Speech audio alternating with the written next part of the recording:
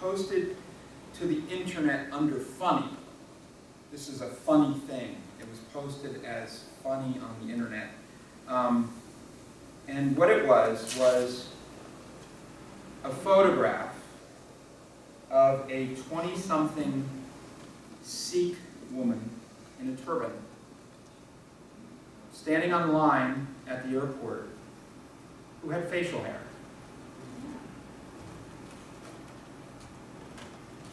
And he posted, the person doing it posted, "I'm not sure what to conclude from this."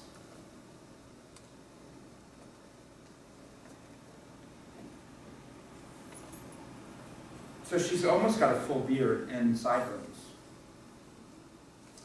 And 2,000 comments, both positive and negative. People thinking that she's a freak and people coming to her support for how she looks. Back and forth, back and forth, back and forth. And then she actually was sent it by one of her friends. One of her friends says, "Oh, have you seen what they've posted on the internet about you?" She hadn't. She didn't know. He took it by secret. He didn't tell her, "I'm taking a picture of you." So she posted to the discussion board. She put a post on the discussion board herself. I'd like to read her post. "Hey guys, this is Balpreet Kaur, the girl from the picture. I actually didn't know about this until one of my friends told me on Facebook. If the other person wanted a picture,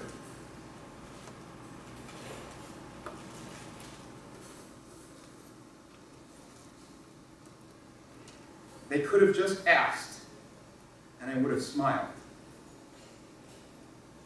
However, I'm not embarrassed or even humiliated by the attention, negative or positive, that this picture is getting, because it's who I am. Yes, I'm a baptized Sikh woman with facial hair. Yes, I realize that my gender is often confused and I look different than most women. However, baptized Sikhs believe that in the sacredness of this body, it is a gift that has been given to us by the divine being, which is genderless, actually, and must be kept intact as a submission to the divine will.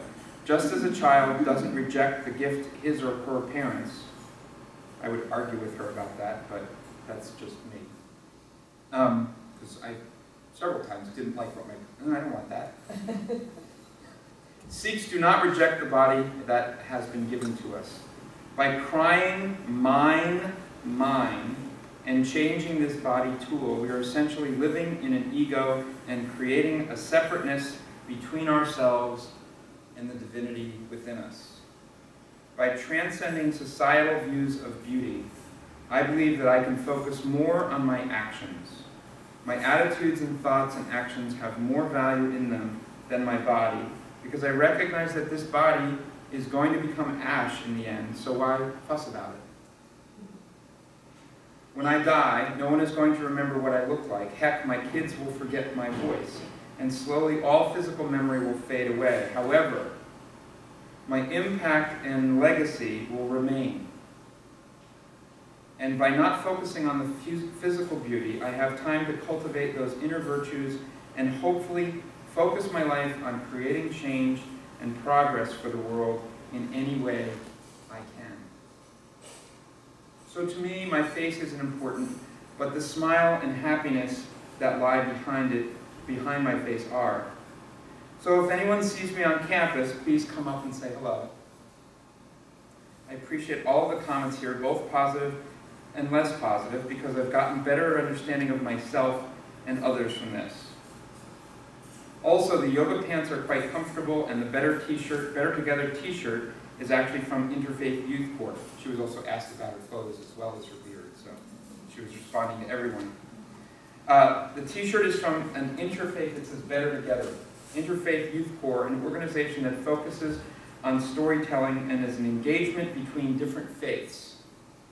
I hope this explains everything a bit more, and I apologize for causing such confusion confusion and uttering anything that hurt anyone.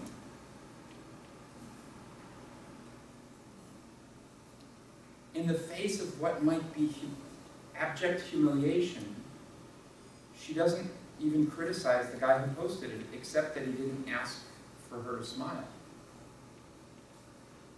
If you asked, I would have smiled. It would have been a better photo. So she meets him with just an explanation of who she is, what she's committed to, what's core to her belief system. And I'm not saying that we need to become Sikh. I actually like shaving. It's a ritual that I learned from my dad, so it's part of my belief system. And I don't believe that God cares if I shave or not. But I'm really okay with them if they believe that they want to leave their bodies the way that they are. That's their right. And she didn't meet the opposition with anything except, here's who I am. Here's who I am. She met the opposition, and she didn't even call him out for being a jerk. This is what I'm talking about, is the redemptive power of love, because he replied.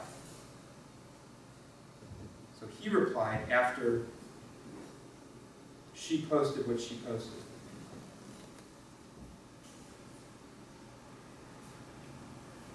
I feel I need to apologize to the Sikhs, to Balpreet, and anyone else I offended when I posted that picture. Put it simply, it was stupid. Making fun of people is funny to some, but incredibly degrading to the people you're making fun of. It was an incredibly rude, judgmental, and ignorant thing to post. I've read more about the Sikh faith, and it is actually very interesting. It makes a whole lot of sense to work on having a legacy and not worrying about what you look like. I made that post for stupid internet points, and I was ignorant. Balpreet, I'm sorry for being a closed-minded individual. You are a much better person than I am. Sikhs, I am sorry for insulting your culture and way of life. Balpreet's faith in what she believes in is astounding.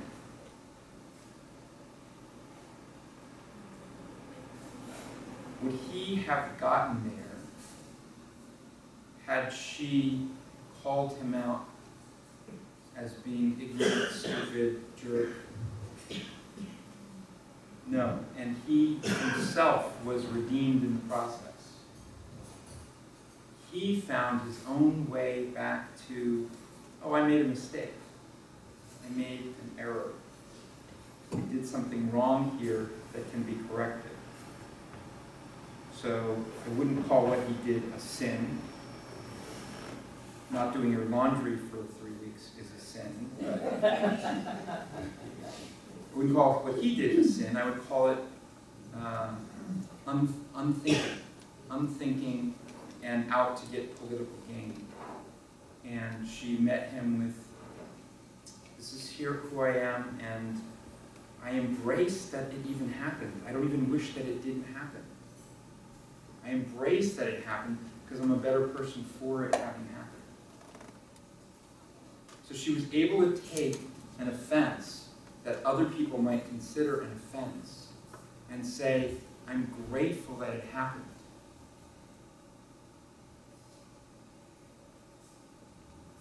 That it happened, I'm a better person for it.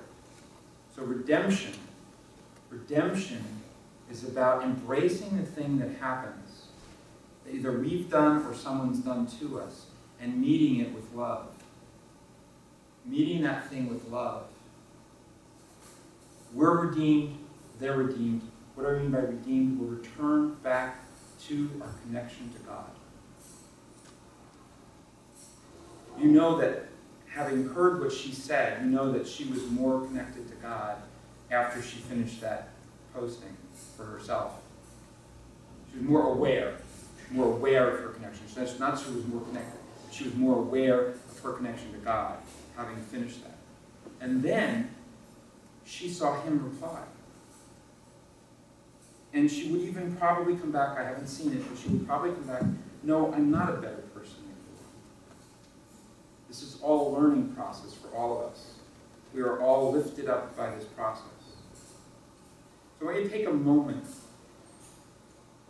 and just do a little mental inventory of any person who has an outstanding offense with you.